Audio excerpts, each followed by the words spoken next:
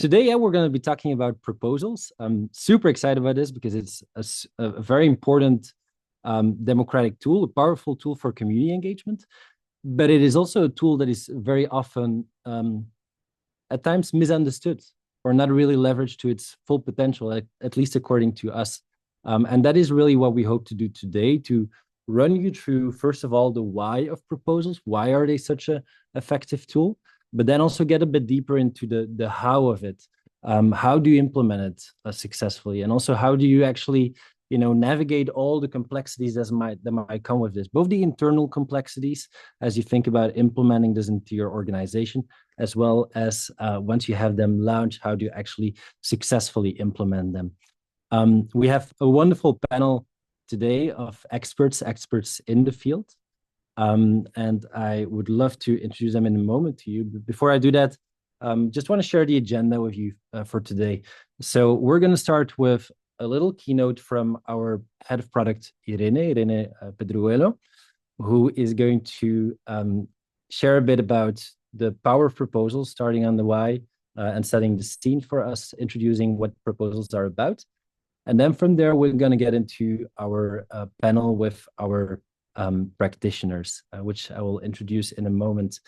And then we're going to close our webinar with Q&A. So whenever, during the start, the middle, or the end, whenever you have questions, there should be a dedicated section for that at the bottom, and you can share your questions with us in the Q&A. Yeah, I think that's about it. That's the main things I wanted to share with you for the housekeeping. So again, whoever joins now, first of all, really welcome on this webinar. Please share in the chat where you're joining us from. And I'm also going to take a quick look here. I see people from Denmark, from Luxembourg, from Holland, from Austria.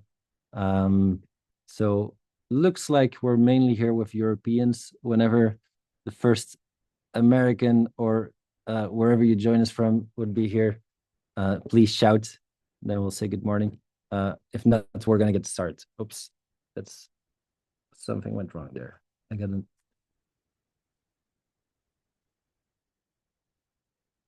All right, here we go again. I got a notification.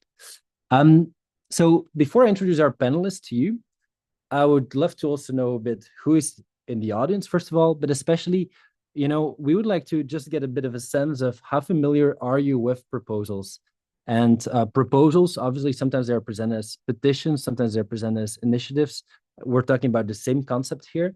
But the first question for you is, what is your interest in proposals?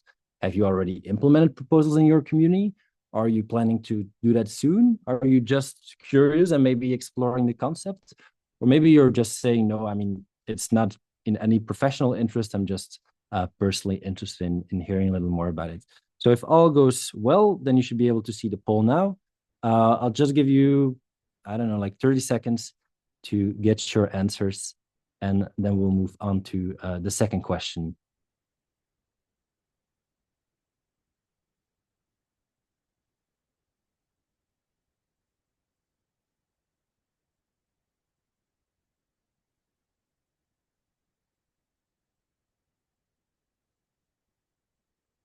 All right, I see that most of the answers are in. I think I can click share results with you, and then you should be able to see that, yeah, most people in the room here today, they are interested in exploring the concept. We've got a couple of people who want to implement it soon, a few who have already implemented it, but so it looks like most of you are especially interested. Then we go to the second poll. I'm very curious to know, as we think about proposals, they come in different flavors. In some countries, this is something that is mandated, something that is regulated. So that is one option. But we also know that in others, there might be simply some guidelines or no regulation at all. So that is our second question to you. The second poll that we're going to launch now, is there a regulatory framework in your country? And again, I'll just give you 20 seconds.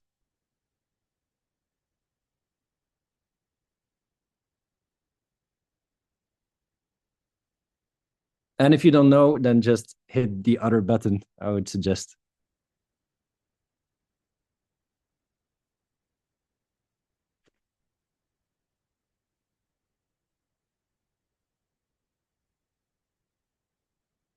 Okay.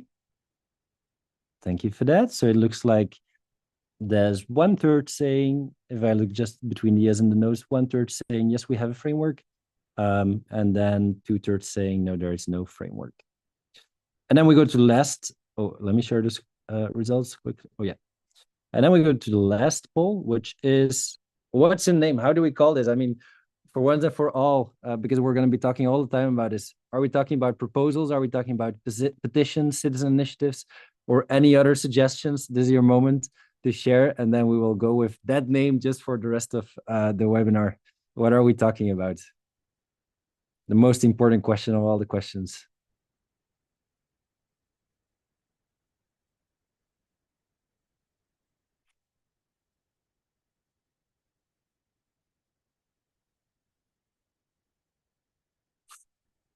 I'm gonna wait for like maybe a final answer because we almost have a tie. All right, the winner is proposal. So it's very close, but number one is proposal. Number two is initiatives. I find that interesting because I wouldn't have thought that that might be the number two. I thought that maybe petitions would have been a bit more popular. But all right, proposals, initiatives. We'll just go with proposals then for today. Thank you so much. And with that, we're going to get started. So on today's panel, I have the honor to welcome and maybe just come quickly on stage, Elisa, Franz, and Stephanie. So Elisa, it's going to be interesting because Elisa is going to share more about the European Citizens Initiative. That is where her background comes from. So she will bring expertise for working on a European level. And then we have two experts working at the local level, Franz and Stephanie. And Franz, he is the innovation manager at the City of Linz. And Stephanie, she is the community partnership officer at Falkirk Council in the UK in Scotland. So we'll get you later back on stage. But first, we're going to pass on the word to Irene to tell us more about proposals. Irene, I'm going to just give you the floor and let you share your screen. And then we will be back in 15 minutes. All right, let me see. Everyone should be able to see my screen now. Please give me like a quick okay. Yes. Yeah.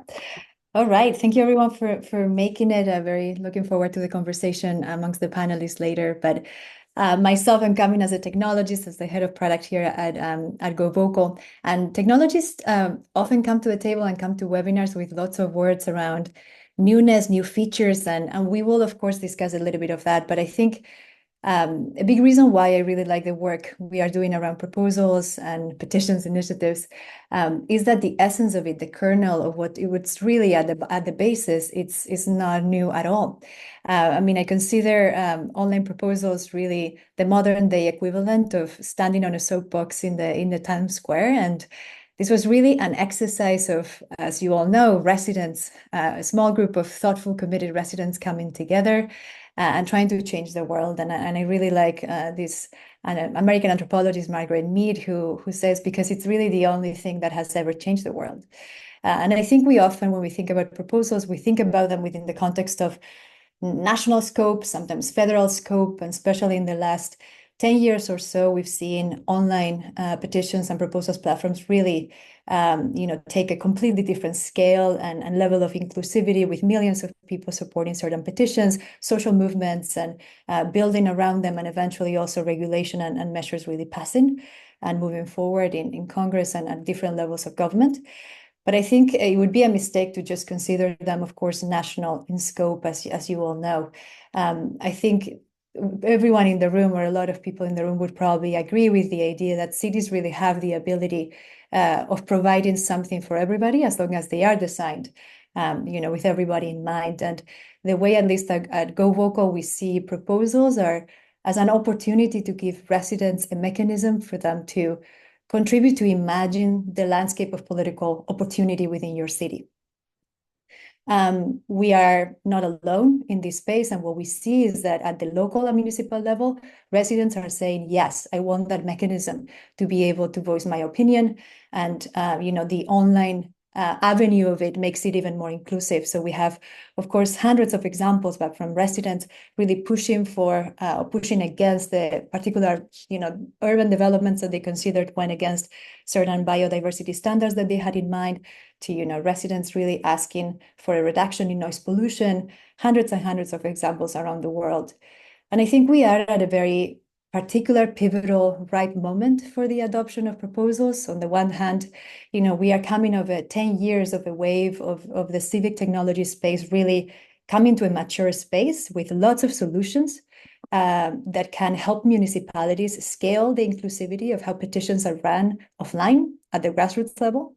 And on the other hand, especially in like Western countries, and this is a political participation index run by Economist Intelligence that really tells us that there's an appetite by residents in Western countries for political avenues for participation that are non-traditional, meaning beyond elections, right? Things like, petitions, online platforms, etc. Where have we been? Are we new to proposals? Are we just like, developing technology around it? The answer is no. We've had a proposals module, a methodology for a really long time. And we've seen many cities use it, with success. The idea of seeing really democracy in action online is really powerful. And today I wanted to bring you a very recent example by the city of Copenhagen, where a group of residents, very much supported by civil society groups, brought a petition forward where they were asking, we want Copenhageners who grew up in abusive households to have certain guarantees in treatment. They, were able to collect enough votes to get to the threshold that the city of Copenhagen requires for the proposal to be considered. And eventually this proposal was not only adopted with the unanimous vote, but it also actually has moved forward to be included in the 2025 budget memo.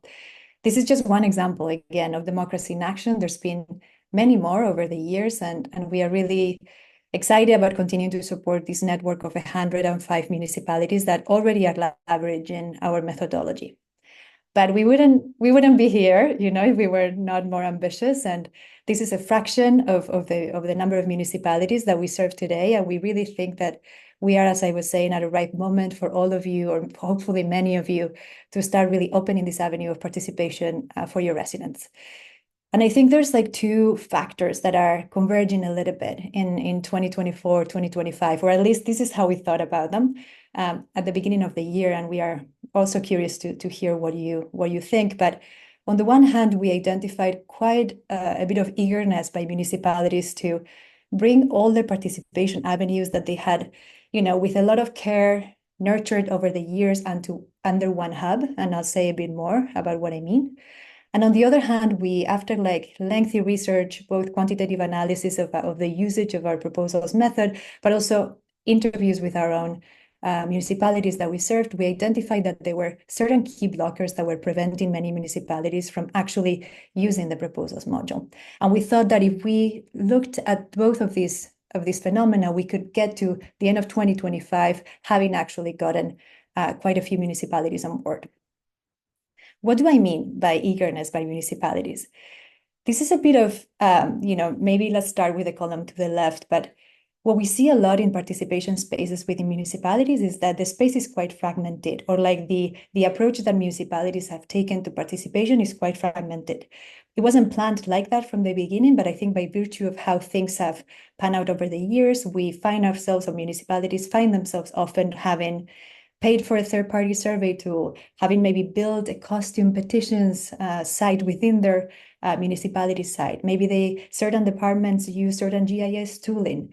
What that has led to, of course, is not just inefficient processes and higher costs, but it's really when we interview residents, what we hear from them is participation is really fragmented.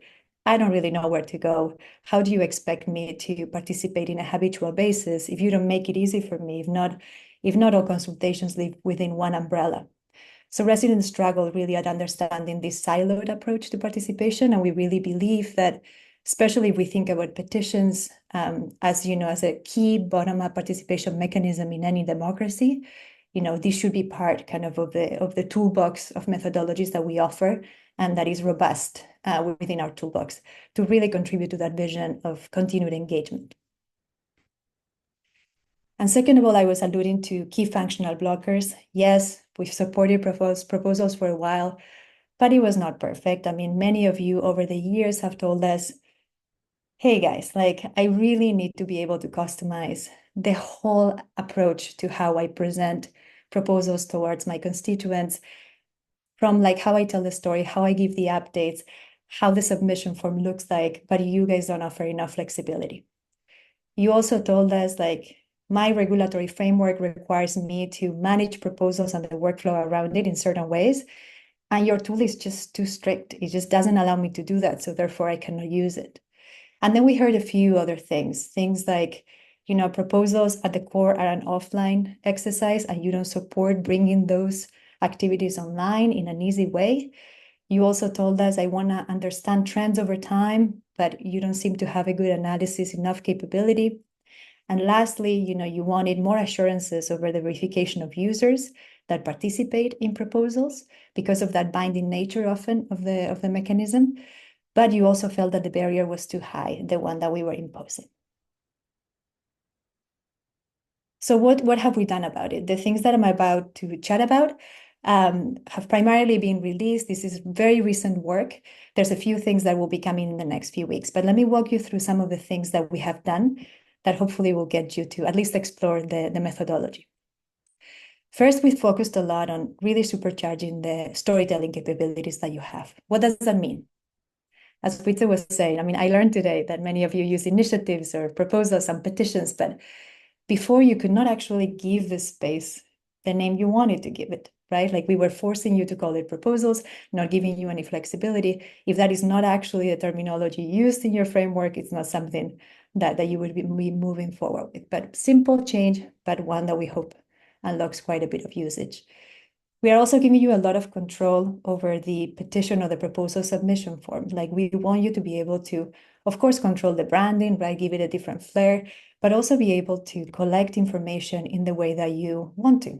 I mean, the proposal submission is a step that is key at guiding the resident to provide like high quality proposals.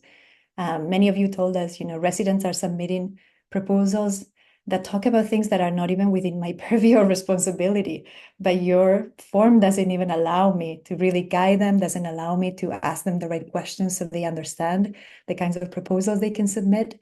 And that creates mistrust because they are sending me things that I cannot move forward into the process. And they feel like I'm actually like vetoing some ideas.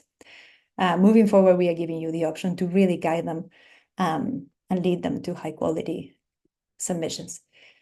And lastly, within this umbrella of storytelling, we are giving you the option to tell the story in the way you want it to. Before, we kind of auto-populated a little blurb on your behalf. There was not much more you could say in your proposal space. But now moving forward, there's all kinds of things you can do. You can create accordions, you can add updates to your proposals project, you can have different phases to it if you want to communicate, what's happening to certain proposals in different ways. So with this whole package, we hope that at least like now the space is flexible enough to host it in a way that fits your needs.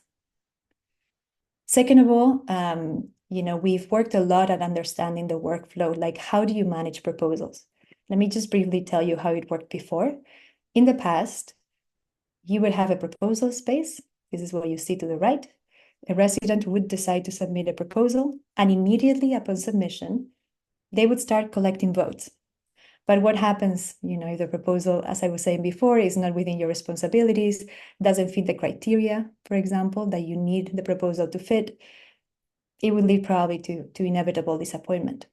There were also other instances, not just around the pre-screening, the need to really evaluate proposals before they move on to the voting, but there were cities that were telling us, we need to be able to have 3 more steps after, a proposal has reached a certain threshold. Sometimes a proposal might just reach the threshold, which basically grants the resident the ability to have, for example, 10 minutes at the city council. But if the proposal reaches, something equivalent to 8% of the population in votes, that opens a whole new next step that is closer to the referendum. We didn't have a way for you to actually create those steps, create that flow, and to move residents along in a way that was transparent. Now you can create the steps you need for your process, and you yourself will be managing it along. And of course, as I was mentioning before, we have built as well along these lines a pre-screening mechanism that allows you to first evaluate the proposal, make sure it fits the criteria that you've set for it, and then move it to the voting phase before, and only then for the resident to be able to start collecting votes. I have a couple more. The next set of improvements has to do a bit with improving really the assurances around security and identity, but not increasing the barrier to participation. What happened before? In the past, to the right, you are seeing a few screenshots of the UI, but in the past, a city that really wanted to verify the identity of the resident and say, you live in the city of Ghent, therefore you can vote for my proposals, also had to give us a lengthy set of data points, their name, their last name, their email. They had to answer demographic questions, and then only then we would verify their identity. As you can imagine, many residents were saying, that's too hard for me. It's not inclusive. I'm not comfortable with all this technology. You lost me. I'm not voting. The changes we've introduced basically put the choice in your hands. You as the municipality decide, you know what? Verifying with my national ID is enough. As long as I know that the person lives in the city, it's enough. I don't need them to create an account. I don't need them to give me my last name, or email.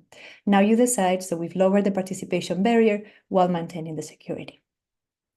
And lastly, within this world of verification, we also give you the chance to decide, do you want to verify users every time they take an action? Do you want to do it every month? Do you want to do it just once in the lifetime? You decide. I was chatting also earlier about how much we want to honor, basically, the history of how proposals got started. And we have, I think, a pretty deep acknowledgement that, in essence, they started as grassroots exercises, offline exercises. And up until now, we actually didn't support the uploading of offline petitions or proposals into the platform. So now we will very soon, in the next few weeks, we will be releasing functionality to either upload a proposal with a simple Excel sheet, or you'll also be able to scan a piece of paper, maybe a written proposal, into the system, and our system will detect the handwritten copy of the resident that is submitting the idea. And automatically, you'll basically be bridging the offline and the online and having all those contributions in one space. And lastly, what happens at the end, right? When it's been like 6 months, I have to put a report together and tell, in this case, my teammates or the person I report to, what's happening, how are we doing, how inclusive is really our online module compared to perhaps some of the data we had before when we only were doing things offline. Now, if you especially go to your proposals module, you'll see that we are giving you basically a live feed of the demographic distribution of the participation throughout. You can look at it, you can scan it, you can implement new communication strategies if you feel like it's not inclusive or representative enough of your population. And not only that, but very soon you will be able to also apply our AI summarization tool to understand trends over time, to understand what topics are emerging, whether there's any correlation between these topics and the news media, etc. Those are some of the improvements we've already introduced or will be introduced in the next few weeks that really got to the core blockers that we had identified via interviews. But there's much more. I'm going to just, with this, leave you, but show you a long list of ideas in our minds. Some of them come from you, others come from our research. And I would love for Borna maybe to help me run a poll, take a little bit of time to read them, to read the things that we are thinking about. And I would love for you to tell me what are the 1, 2, 3 things that you are the most excited about. If you scroll down, there's an other. So you can also select that one and leave your ideas in the chat. Thank you, everyone.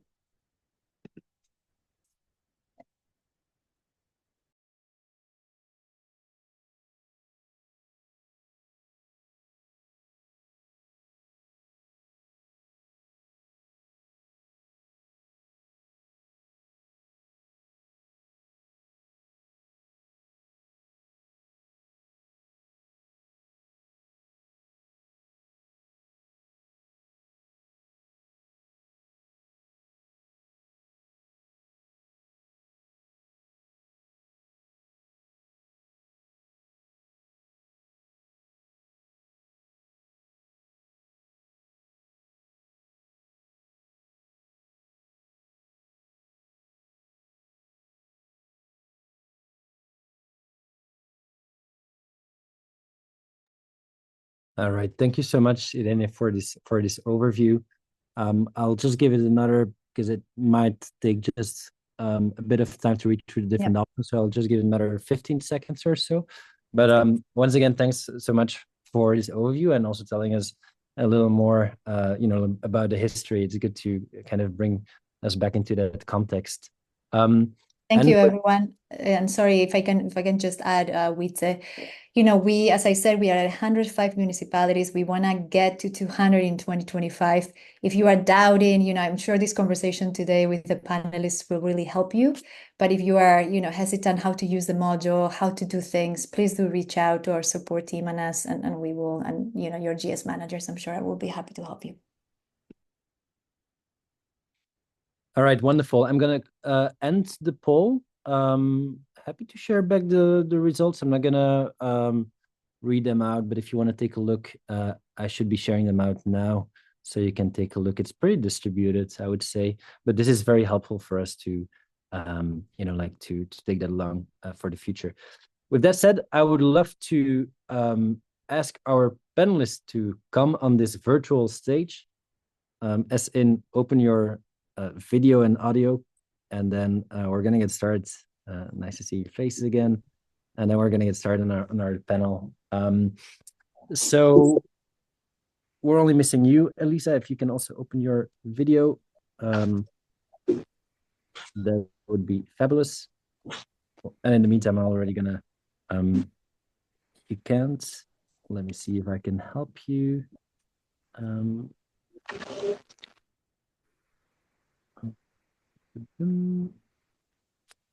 Hopefully that works. Oh, there you are. Great. Okay. Well, so yeah, this was, I think, really good for Irene to set the stage, and I'm very curious to learn a bit. Like, is this kind of also how you have implemented in your community? So I would like to ask to the three of you to introduce your work on proposals, petitions, initiatives, and tell us just a little more about, what has been the objective of proposals in your community, what has been the process, and what has been the impact so far. So maybe let's start with you, Elisa, and then hand it over to Franz and then to Stephanie. Okay, well, thank you very much, Wietse, for this invitation. Well, today I'll be talking about initiatives, since I didn't know that there were different ways of actually saying this. But at the European level, we usually speak about citizens' initiatives to refer to basically this method of participatory democracy where people are signing and trying to put something in the decision-making process, let's say. So my name is Elisa. I work for the European Citizen Action Service here in Brussels. So we are an NGO who work at the Brussels level, at the EU level, and we have been for more than 30 years empowering citizens to exercise their rights in the EU through different projects that we implement. And my expertise, and that's how I got to know Go Vocal, is on digital democracy. So I've been assessing how ICT actually can allow for more citizen participation in decision-making processes. And we pilot a lot of different types of digital democracy tools in order to understand what can work in the EU level.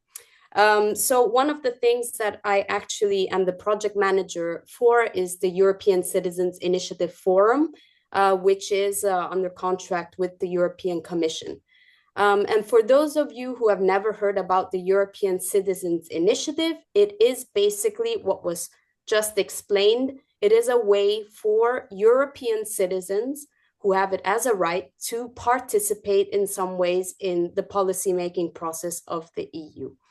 And actually, more precisely in the policy cycle, it is a way for citizens to set the agenda at the EU level. Under the Treaty of Lisbon, basically since already for more than already 10 years, the European Citizens Initiative was officially launched, let's say, in around 2011. And it is a way for citizens to propose something that the European Commission can initiate a legislation on. And maybe you know that this is a really important mechanism because while in national member states, it is usually the parliament that can propose legislation to be initiated, at the EU level, only the Commission can do so. So it is effectively a way for citizens to ask the Commission to start a legislative procedure on something. How does it work? It is basically, there needs to be 7 citizens residing in different member states that form an organizers group. And together they draft an initiative that then has to be officially registered by the European Commission. And once the Commission registers it, they have 1 year to get 1 million signatures. And this 1 million signatures have to come from 7 different member states, because of course it is a European tool, following a certain amount of a threshold, let's say a quota system, depending on the number of people residing or who are nationals in that country. So it is effectively a very, very unique tool, I would say. It is the only existing official tool at the European level that allows citizens to propose something at the EU level, and the Commission can take it on board and initiate legislation on it. So just to talk a bit about the impact before I pass the floor to the other speakers. One thing that is very important to know is that the citizens cannot just propose any sort of legal act or anything. It has to be under the exclusive competence of the European Commission. So afterwards, I guess that we'll talk about the challenges and everything, but it is important for citizens to understand how EU law works and on what they can specifically ask the Commission to legislate on. As you know, there are some things that are exclusive power of the European Commission. But for example, if you're trying to work on laws around education, that's more of national competence. So a citizen who tries to impact, educational laws might not use the European Citizens Initiative because that's not exclusive competence. We have had since 2011, let's say, around 118 initiatives that have been registered by European citizens. 23 of them, let's say, were refused because most of the time they didn't fall in the competences of the Commission. And only, let's say, 10 of them until now have managed to get the 1 million signatures. So with that basis, I'll pass you back the floor because I think that there's a lot to discuss around this. Thank you, Elisa. And yeah, I mean, imagine here in the audience, we have many people from local government. So it's going to be interesting. I think there's a lot to learn from the European level. And I'm interested in getting back to those 10 initiatives later on and hearing about the success recipe there. But first over to Linz, to Franz. Yes, hello. Welcome, and thank you very much for the opportunity to speak here. It's a very nice webinar. Yeah, welcome and greetings from Linz, from Austria. My name is Franz Winkler, and I'm an innovation manager for the City of Linz, especially for the Department of Economy, Innovation, Climate Protection, and EU. So quite some topics covered here, but at the focus topic, I work in citizen participation and science communication. And what I brought to you is, our Innovation Main Square. It's an initiative from the City of Linz that was actually in itself a proposed project inside of the digital program from the City of Linz. That was actually done from citizen involvement, expert questionnaires, and policymakers here in Linz. And it was decided to have one central network hub where the creative potential and innovative potential from the citizens of Linz could be collected, but not only collected, but also supported and brought up from the ground. And that is actually what we do here. I mean, what you can see in the background here is the Innovation Main Square. It's the analog office for citizen participation we have, but we also have, of course, our online participation platform with participation.linz.at if you want to take a look at it. Of course, already in English and very different other languages if you want to take a look into it. And the idea at first was to have this idea platform where you can post, for us, they are suggestions. So it's again a different terminology here. And in principle, how it works is if you gain 50 likes with your proposal or suggestion in 60 days, we get you into contact with the person responsible from the municipality and maybe additional experts to talk about your idea and what you actually have in mind and how to accomplish this. And that's actually a very cool task. And at first it was not so easy to implement the system. I mean, we can talk about it later. But what happens then, in essence, is one of three things. The first thing is your proposal is so wonderful and such a good idea that we directly can go into action with the department that's responsible for it, or maybe we ourselves from the department are responsible for it, and we can make it work and make it happen. The second thing is there's part of your idea that's actually quite interesting, and we try to implement it and we try to make it work, or you get the information it's actually a project already in place or in development from the city that incorporates this part of your idea. And the third thing, and that's also something that happens, of course, a little bit more often, is we can't really do the idea the way you want it to be. But, and that's the very big but, and the very important thing for us, we give the direct information why not. Because it's so important to have this direct link with the citizens to really go into depth on what they are thinking and what's important to them, and have this information street that not only goes one way, but the other way too. So have this exchange of knowledge directly with the citizens. And that's so important, because if you have someone from the city, for example, a citizen who gets an idea in, he gets 50 votes, he puts a lot of energy and thought into this idea, and the only feedback he gets is, oh, sorry, we can't do it because we have no money.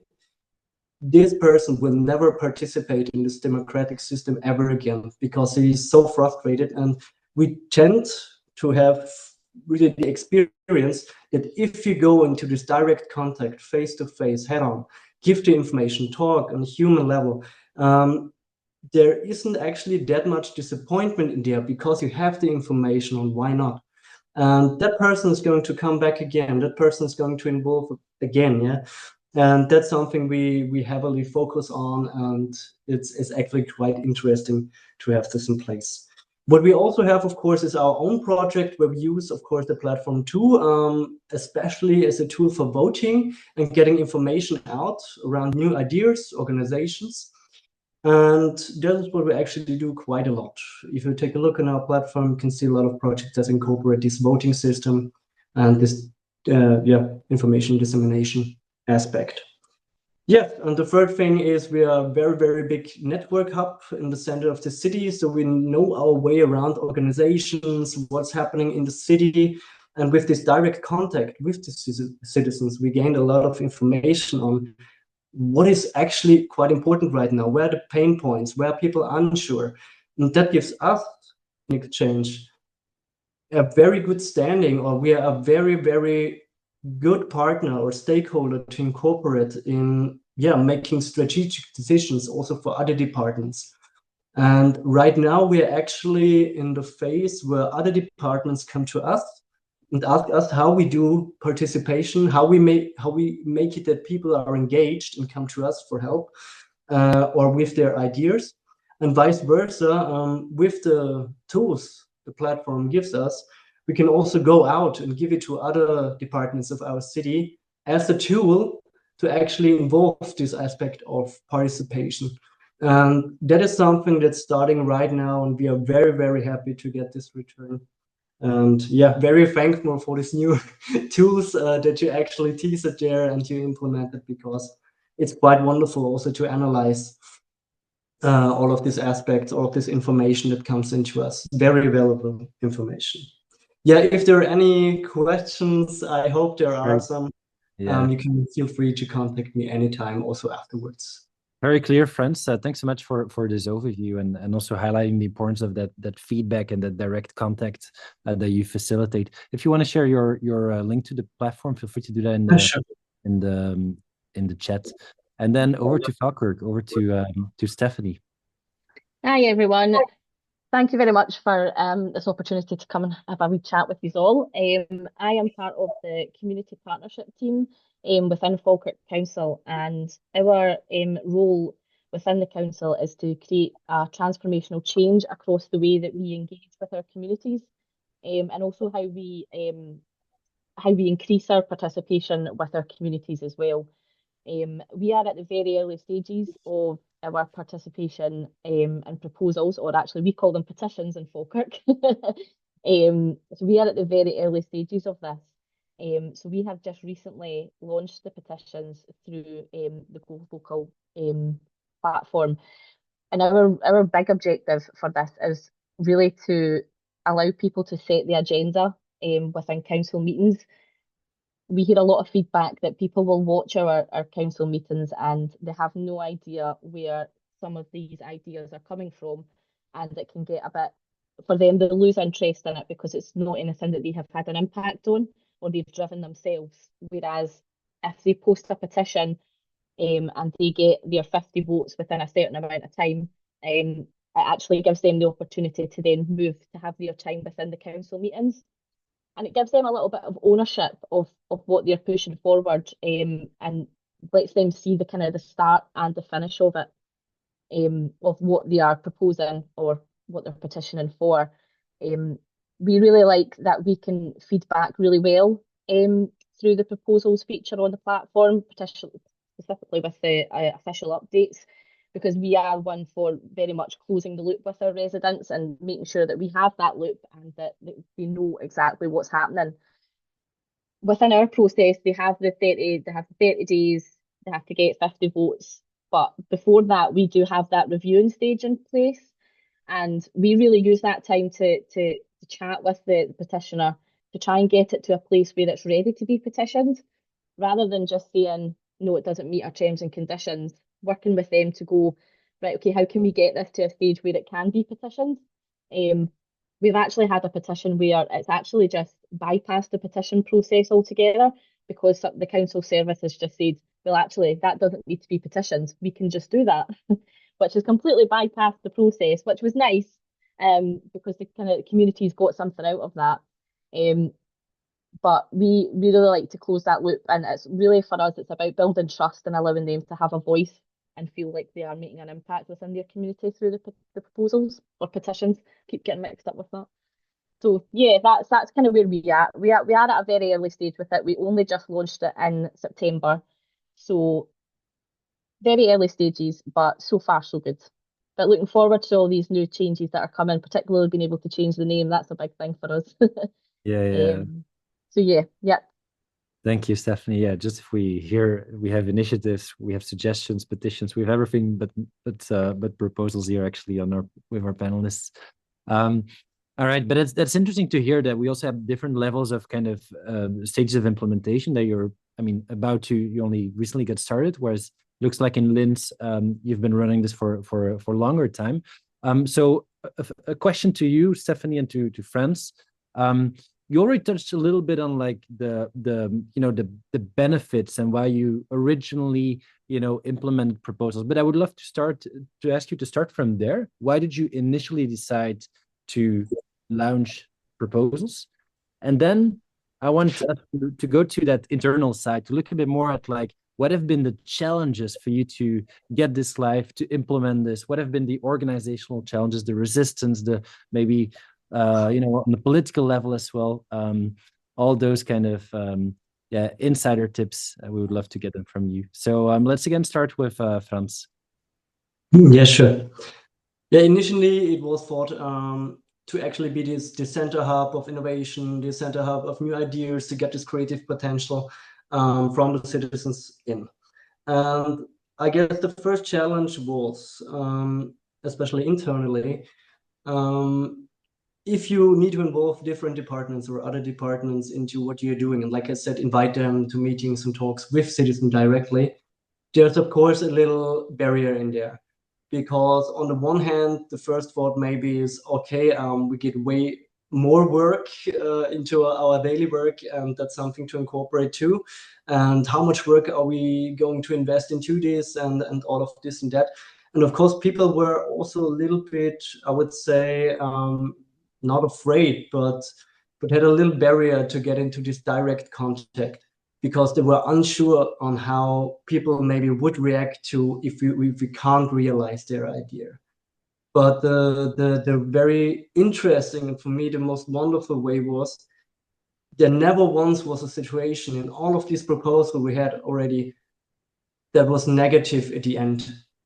At first, sometimes the talk was a little bit, yeah, how should we do this? And always a little bit focused on funding and stuff like this. But people tend to, I don't know how I should say it, in the direct contact, in personal contact, in face-to-face contact, people tend to react quite differently to those situations. And in the end, as a human being, you always strive for this middle ground and having something done, or you really want to honor also this creative potential or this involvement, especially from the citizens, to actually want to change something in the world around themselves. So at the end, it's always a very positive feeling, and always a very positive way to actually realize something. And that's something that gets also talked about slowly in many different departments. And that's something that went very well. But that was a barrier that I heard a lot of people saying, or if we wrote to them or talk to them if they want to participate. Yeah, I think that will resonate with a lot of people. Like, it comes down to also how to set expectations, right? Yes. You don't want to disappoint. Exactly. Because the one thing, and that is what we always highlight, is when you get these 50 votes in 60 days, we guarantee you a meeting and a talk about your idea. It's not okay, you now have the opportunity to do this and we're going to do this. We're going to talk about it for sure. You get this reply, you get this personal contact and opportunity to really talk about your idea and present it personally. Can I ask you a quick follow-up question to that, Franz? Because actually what you're offering your residents is direct meeting time with the decision makers, right? Yeah. So have you also seen other reactions, as in maybe some residents who said, this doesn't excite me as much, or maybe that's not the right format for me to kind of, like present my ideas? Or have you seen an overall excitement about this opportunity? There's an overall excitement. Of course, especially at the beginning, there's a lot of skepticism. Okay, I invest energy now into this idea platform. And I mean, the idea of an idea platform itself is nothing that quite new. But a lot of people were very skeptical. And the way we turned the tide a little bit was to actually gain their trust in doing some of these projects and making them visible. So the skepticism really, really faded. And the second thing was we make it very clear in the way you need to phrase your proposal or your suggestions, what you need to implement and what you can really get in exchange. Making this very, very clear is so important, so nobody gets frustrated or at the end leaves with a negative feeling about the whole experience. Yeah, great. Okay, back to Falkirk. What was for you, Stephanie? Like, what was initially the intention? Why did you set it up, and what have been for you the main challenges getting it set up? So at Falkirk Council, we did have a previous process in place. However, this was not a very good process at all. We couldn't really track where these proposals were coming from. They would just come in through an email or a letter, and they would just get sent to a service, and we would say probably 9 times out of 10 they weren't really resolved. So there wasn't really very much of a process to it at all. There wasn't kind of like a terms and conditions on how this would work. So we couldn't really track where they were going, who was getting them, how many people were signing up. So we were actually quite lucky because our elected members really bought into the idea of having petitions and really making this process much more robust and easier for people to use. So we do have that buy-in from them, which does make it much easier for us to implement across, the council. For us, I think our challenges are very similar to what Franz was saying, is managing the expectations of people who put their proposals forward, and making sure that they're aware of where things will go if they don't meet the criteria or when they do. I think it's about having that kind of that relationship with the communities about, okay, we're going to walk you through this process so that they know exactly where things are going to go and how it's going to be managed. I think internally as well, we know that once it gets to a certain level, we do need to then push that onto another service, which again, as Franz has said, it creates additional workloads for other services. So I think in our terms, our challenges, I think, will be making sure that this process is followed throughout the council and that it's a robust process and everybody knows how it works. And it's done in a timely manner as well is important. So I think that's probably going to be one of our biggest challenges. We've not came across it quite yet, but we're anticipating that might be a bit difficult. And did either you, Stephanie, or Franz, because you already have the political support for this, right? It seems like you're really in the implementation process, and most of your challenges are, let's say, operational challenges, workload, setting expectations is more of a community challenge. Can you share anything about, if that would be, the case, about getting that initial support to actually, get petitions or proposals out? I don't know if you have worked on that, either of you, but has this been a challenge in your council or city, like getting that initial support for petitions? Anything you can share around that? I think in terms of us at Falkirk, we have created a comms plan to make sure that the communities are aware that petitions exist. And that's going to be pushed out, because at the moment the council don't really publicise them at the moment, and I think there is that slight fear there that if we tell everybody about this, then we're going to be inundated with all these petitions. But because we've only had very little at the moment, it's been quite good to kind of slowly start moving that kind of up and kind of flush it into communities, rather than let's have this big massive pot and everything just comes flooding at once. I think particularly in Falkirk, we've had quite a few high profile engagements, and I think our kind of, from the political side, there's been that kind of resistance to push it out at the moment. So yeah, that would be. Got it. Yeah. All right. I would like to, unless Franz, I don't know if you wanted to add something.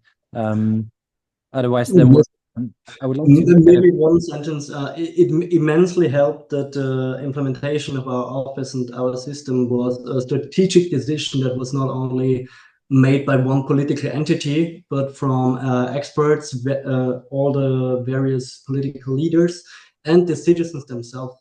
And legitimately, that was something that really gave us a boost at the beginning. Maybe one thing that was a little bit hard at first was our department is directly under the mayor's. And the mayor is responsible for the Department of Innovation here in Linz. And that was something at first that was maybe politically speaking, some kind of hindrance. But we made it work because we work for the citizens of Linz. We work for all of the parties, so for the inhabitants. And with many various projects that were visible into the city and with many different actors, we made this trust happen into this initiative. It took some time too, but it actually worked out, and now we are starting to get this return. Yeah, I guess that's an important word trust, and how everybody sees the value of it. Turning to you, Elisa, I'd love to ask you, and I see that we're getting closer to time, so I will ask you one of the final questions here. What can we learn from those 10 initiatives that were successful? What tips and tricks can you potentially share here today with the audience in terms of how to actually make sure that we see more successful proposals? Are there any insights you can share on these?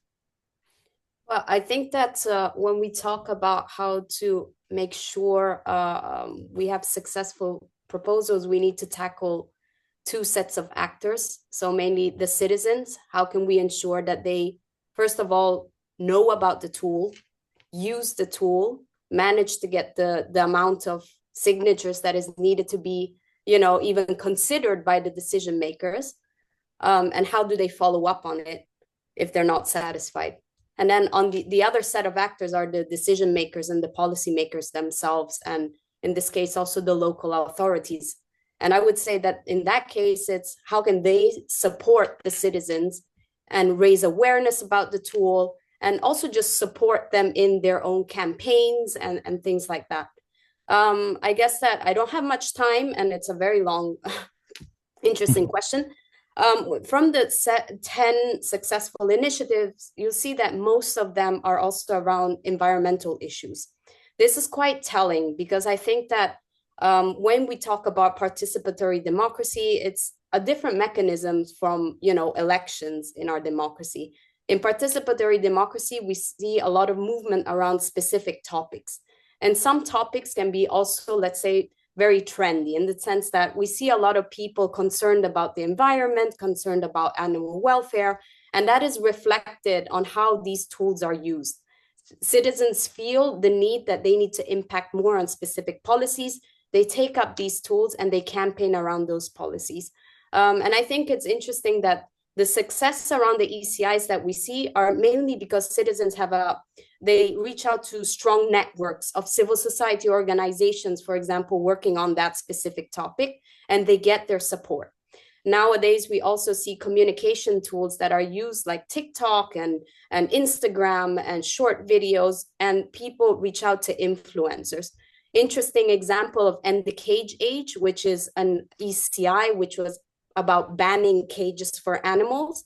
They actually had Pamela Anderson and Ricky Gervais also promoting it. So it was a nice way of, seeing how influencers actually help get lots of signatures.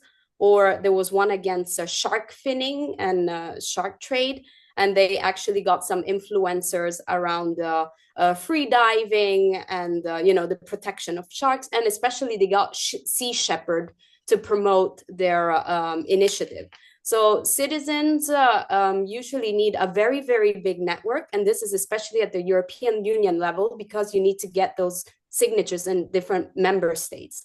So you really need strong NGOs or other stakeholders kind of promoting that ECI. So that's the aspect of the campaign. It's really interesting because I don't have time now, but obviously we also analyze the strategies of everyone. There's one right now, which is called like Stop Destroying Video Games. And it's really interesting to see how their whole campaign is actually around Reddit. So they really reach out to people that they think could potentially sign the Stop Destroying Video Games initiative, because like most of these people who are gamers, maybe they discuss in fora like Reddit. So it's every single ECI also had their own strategy, which is very interesting to see how they got these. On the other side, as I was saying, we need to talk about the policymakers, the local authorities. How can they support? So we, as I said, we run the ECI forum for the European Commission, and we give, let's say, static guidance, in the sense that we really create guidance notes that people can just download, they can just read, in showcasing the successful initiatives and how they managed to get 1 million signatures. And we also have more dynamic advice. So we run what is called the Seek Advice, and we give also legal advice to citizens when they're trying to register that initiative at the EU level, because we kind of give them advice on where the exclusive competence of the EU is, so that they can make sure that it is registered afterwards. And we also give campaigning advice, and also, let's not forget, fundraising advice. Most of these people are volunteers. They need money to actually run their campaigns, pay social media to get those ads up there. So fundraising is also very important. The EU doesn't give funds to citizens, but it is something that one can consider, like to also help these people in some sort of way. Or also, like many initiatives also get sponsors, like promoted by a restaurant if they're like working on slow food or things like that. So I would say that there are many ingredients around this to make these tools successful. And maybe my final note would be for local authorities is that to take the initiatives in a serious way, in the sense that if you're not serious about the tool, just don't implement it at all, because citizens will, figure out that you are not really serious about taking those contributions on board. That's my real advice here. It's not about ticking a box. It's not about KPIs of how many citizens actually signed. If then no one's going to follow through, because I really hope that politicians and local authorities and national authorities use the tool simply because they believe in the added value of citizens giving that extra of their daily lives that maybe policymakers don't realize anymore. So that's my only advice to finalize this, because we have everything that we need. We just need also political willingness to make it work. Powerful words to end with, Elisa. I think, thank you so much. There was a lot in there in what you shared. I think a lot of really valuable things on communication and outreach strategies, civil society, organizations, influencers. So for everyone who I think Elisa you can be also, you're very knowledgeable on the topic. And I think also for local authorities, there's a lot of knowledge from you to share with them on how to implement successful proposals. Anyways, I see that we're going over time, so very sorry for those couple of minutes. If you have just 2 more minutes, stick with us. If not, we will send you the recording right after. But I want to ask just to Stephanie and Franz and Elisa, I think you just shared your recommendation already, but I want to just close with Stephanie and Franz asking you, what is your single piece of advice that you want to share with other local governments who are thinking of implementing proposals? So who wants to go first? Stephanie? We cannot hear you. Sorry. My piece of advice would be to go for it 100% and to give yourself the right amount of time to implement it correctly. Right. That would be mine. And Franz? also backpacking off Lisa's point there. If you're going to put it in, follow through with it. Mm-hmm. Franz? Mm-hmm. Yeah, for me, it would be also use the tool, trust in the process, and really give the departments responsible or the platforms or suggestions the chance they deserve. And don't be afraid. The contacts are 100% positive in the end, and take the risk and do it. Great. Thank you very much. Thanks to the 3 of you. I really loved how you speak with a lot of respect for your community and for the citizens who take the time to engage. I think that is definitely the right attitude. Thanks everyone for being here. I think there was a lot in here that we discussed. Happy to get any follow-up questions either for Irene, for Us Go Vocal, or for any of the panelists who I'm sure they would be happy to react to these. So thanks again. Have a great rest of your week and hope to see you on the next one. Bye-bye. Bye. Thanks.